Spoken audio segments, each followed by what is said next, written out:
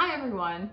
Thanks for tuning in to a drawing lesson. Now, I know not all of you come down to the art center and a lot of you are saying, I can't draw, but I'm telling you, if you can write your name, you can draw. It's not that hard. It seems harder than it is, but you can ask some of the folks in the drawing class and they can tell you that even if you start without ever having picked up a pencil or a pen to draw, I can teach you some basics that can be a lot of fun.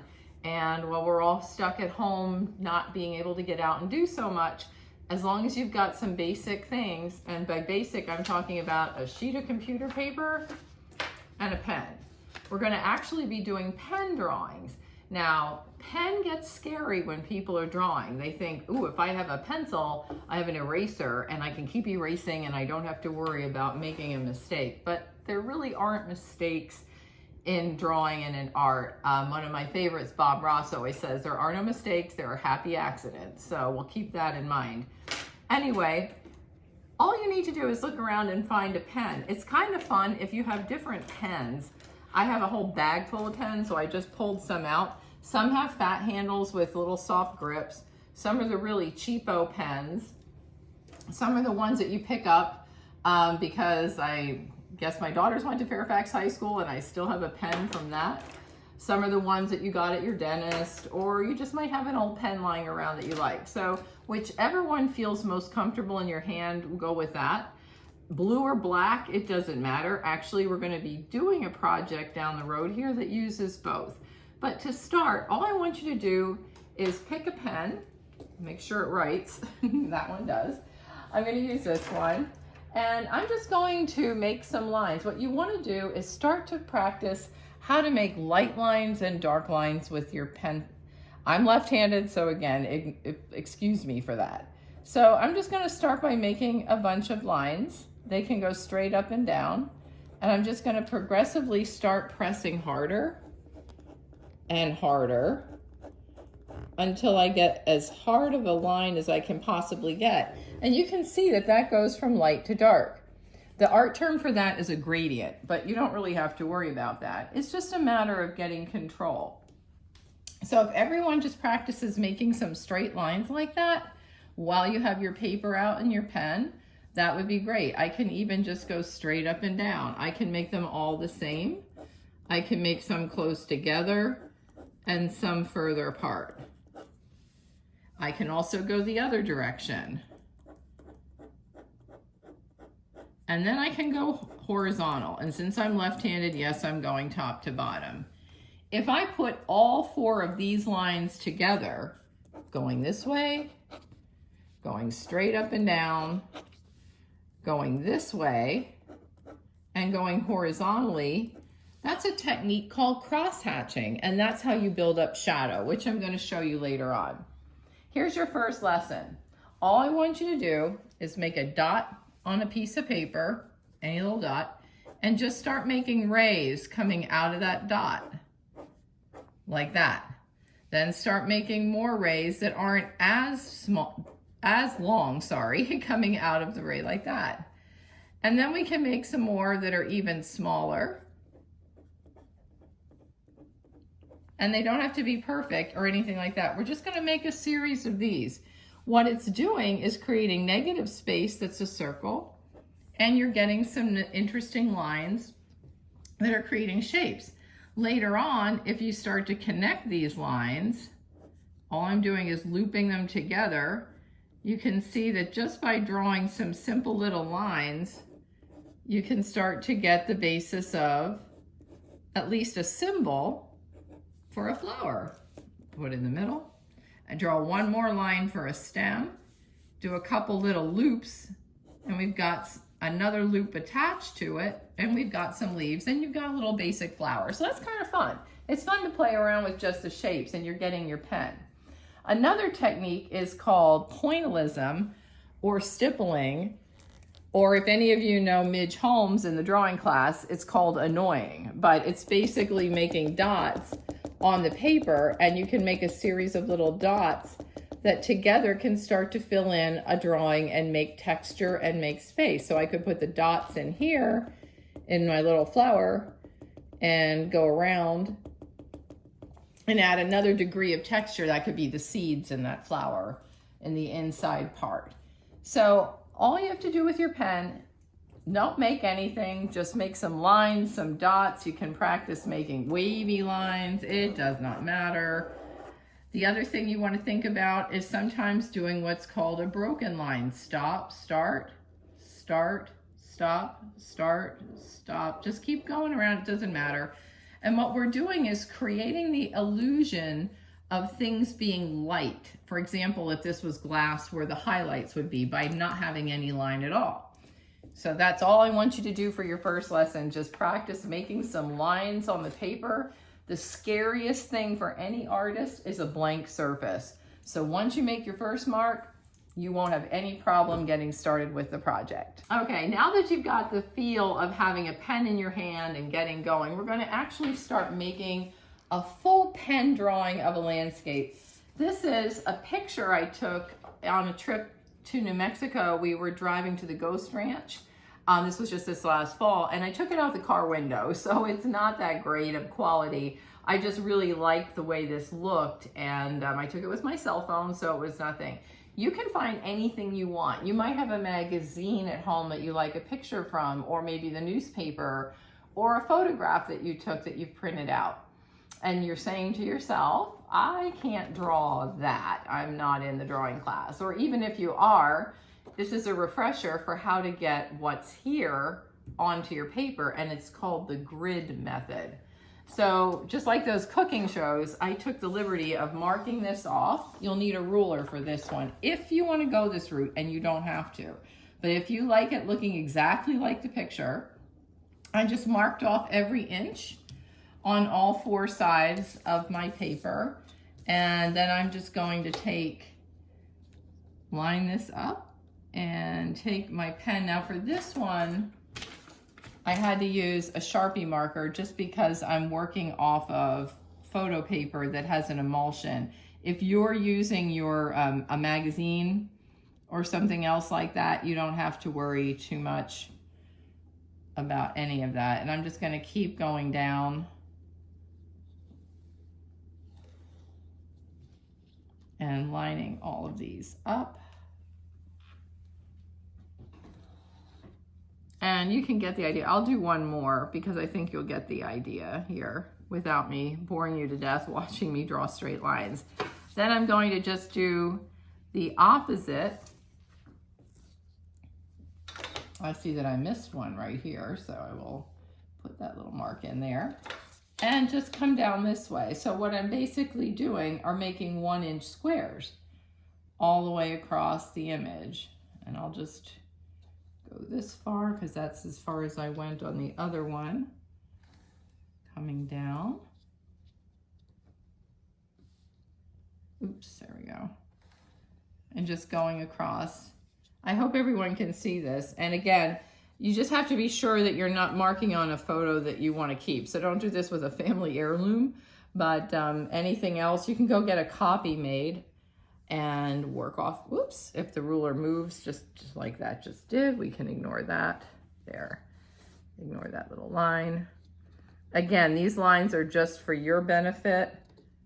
I should put down the cap. There we go. Okay, I'll do one more, and I think then we'll be good.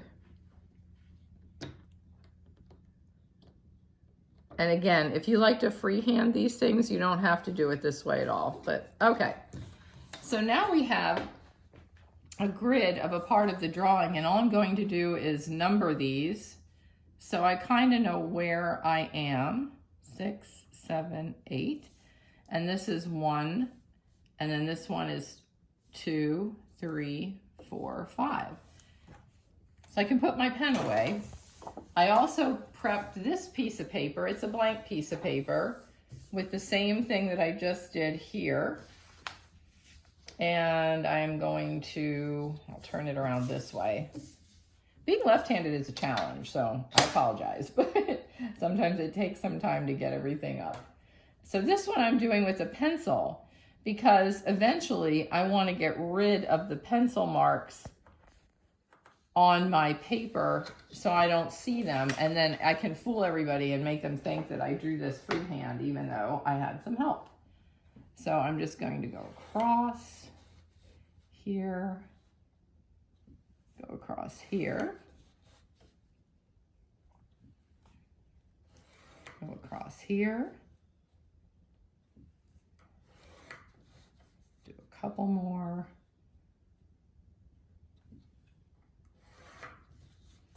Now, if you want to get surrealist tendencies in here and maybe be like Salvador Dali or someone, or Picasso, if you wanted to go into cubism, you could start making your lines not straight and then draw what you see in there. And that's a whole nother lesson, but, and my finger got in the way, so we will ignore that little line right there. Okay, so since I have a vertical here and a vertical here, I'm just going to number these. 1, 2, 3, 4, 5. So this is extra. And then coming down here, it's 1. And then this is 2, 3, 4, 5. How far did I go here? 6, 7, 8. Okay. All right. So all we're going to do now is focus on square 1. So it's almost like a bingo game. 1 horizontal, 1 vertical.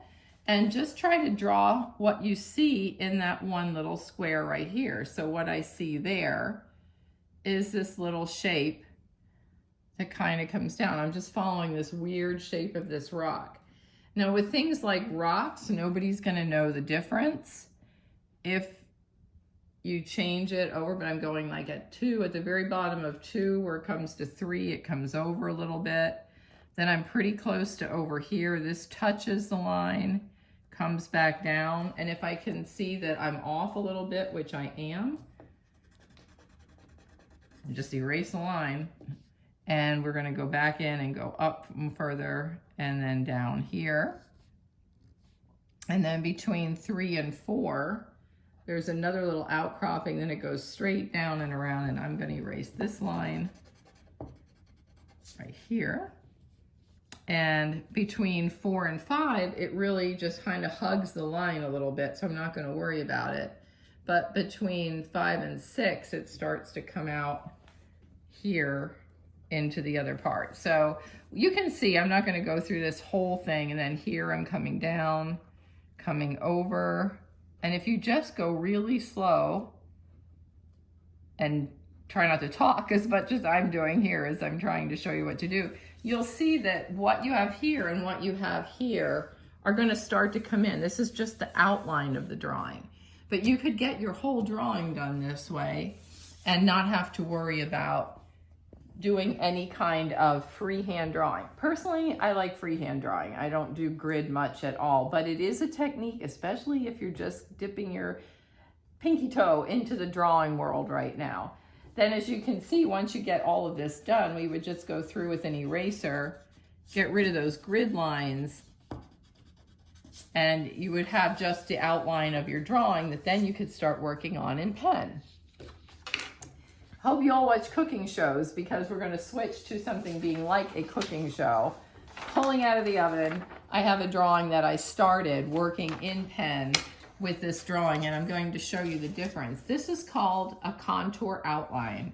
All I did was outline what I was following here all the way around, and I got the outline for some of these areas here, but I didn't do all of them, so I thought I would show you, show you some of how to do this and get these light.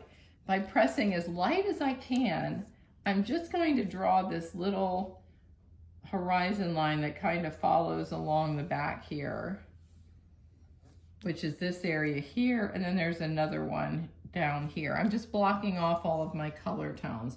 Can I do clouds? Absolutely, and I'll show you how to get to do the clouds here in a minute. But what I wanted to show you is once you get things outlined, how did I get all these dense layers? Well, it goes right back to this. I did the cross hatching, and I just kept building it up and building it up until I got a nice dense layer. So I did this side. I'm going to work on this side so you can follow along. Unless it's solid white, it does have a tone. So I have my black pen, And I'm going to just take this area here and just going really lightly. You can almost use it like a blender, just kind of lightly shading it in so you can see that there's very little tone, but there's some. Then this dark area underneath, it's a shadow, I can press harder. Then I can come back down here again and get these really nice light areas in. So again, with pen, we're just suggesting it. And then on this area, maybe I'll put this here so you can see where I'm working. That might make more sense. I'm right here. So now I'm coming down underneath here. There's a line. If you see a line, draw a line. Coming underneath, and I'm pressing harder again. And then here where I have a dark area, you can press harder. And then go the other direction, which builds up a layer and gets things really nice and dark. So this is cross hatching. I'm going one way, then the other way, then up, then down. And I'm going to just keep building up these layers so that you can see how this drawing would progress coming down the whole thing. And it's just a matter of following along, but you can see how nicely I'm getting all these different tones. And it's all just with a pen and a piece of paper that I got out of my computer printer. So no fancy equipment needed at all. And it's just a matter of practicing with your pen. So I'm going to try to get in this long little craggy thing here, just build in the beginning. And then I can go back in and do the individual pieces so that it starts to look more like rock.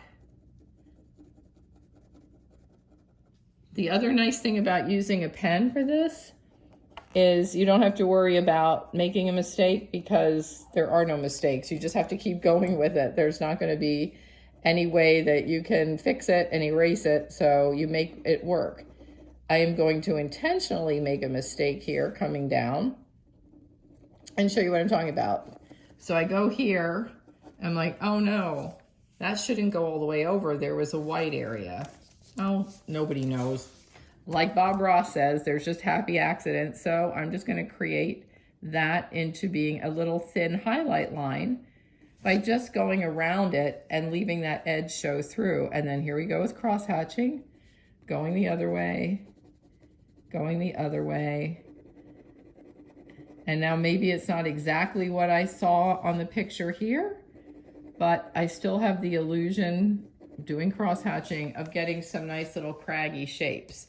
Some areas being left white are really important in a pen and ink. It's called a pen and ink drawing.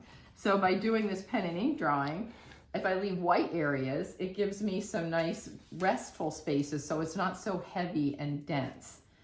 To get these areas here, what I'm just going to do is go one direction and just lightly go across and then leave it. And then the next one behind it, I'm just going to go even a little bit lighter. Now I drew these lines in so you could see them. You could possibly do this without the lines. So over here where there's a cloud, I'm not going to draw in an outline. I'm just going to make some thin little lines without any, and leave some white space because clouds have some white areas too, and just kind of give a one line light area without having any outline, and that'll start to look like a little puffy cloud later on. There's a little bit of the horizon line right here with that mountain, so I can do the same thing over here but not have a line, as long as I'm careful with that. Okay. So to get really dark areas, and I'm just going to do a little piece of this shadow, what we're going to do is just take that pen, and this one, it doesn't matter. You just got to lay in some areas. So I'm going really crazy, and I'm going bold, and I'm going to turn my paper because everybody's hand has its strengths, and mine likes going up and down more than going across. So I can turn my paper again. And I can turn it again, and I can really build in this beautiful dark area that kind of correlates to this part here. Now I'm going to keep working on this while you get a chance to go find your picture that you would like to work on. And then I'll have you check back on me in about 10 minutes and we'll see how far I got on this picture.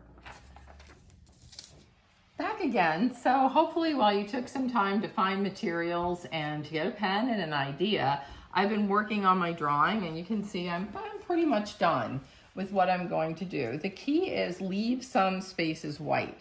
You don't have to interpret everything as a tone or it might get too heavy. This is really heavy in here, but it's also, that's the heaviest part of the drawing here. However, I did want to show some differences between some of the lightest areas and the dark. So I left some of this for the last moment. And all I'm going to do is just do broad strokes and take the pen and just let it do its thing lightly. Some of these are going to get a little streaky, but I'm just trying to basically get in a tone. And the other thing you want to remember is the further away from the pen you hold the pen and the more parallel to the paper your pen point is, the lighter your lines are going to be. So you can see it's a barely little bit of a line, but that's the idea. I don't want to have dark areas. I just want to give this the illusion that there's something there besides the white paper. So when we hold it up, we see just a haze. I did the same thing here with some of the clouds just to get in some of the ideas. And again, it's just holding the pen further away. I'll do a little bit more right here and just letting it do its thing. Now, some pens are going to be, oh, I kind of like that because it's giving me like a little bit of an edge where a cloud might be coming up there. It depends on your pen. Some are inkier. It means they're just a little more smeary and loose, and some are really tight. You'll just have to play around with what you have. Maybe the first pen you started with isn't the one you want to use, but I think for the most part, I'm pretty much finished with my pen and ink drawing. I have some others I'm going to upload that you'll get to watch at the end of this video to give you ideas, because I'm guessing some of you are going to say, well, that's great, but I do not want to make a pen and ink drawing of some rocks. So we'll be looking at other things you could try, animals, people, flowers, you name it. All you need a pen, paper, imagination, and some time. Hope you enjoyed the lesson. Perfect.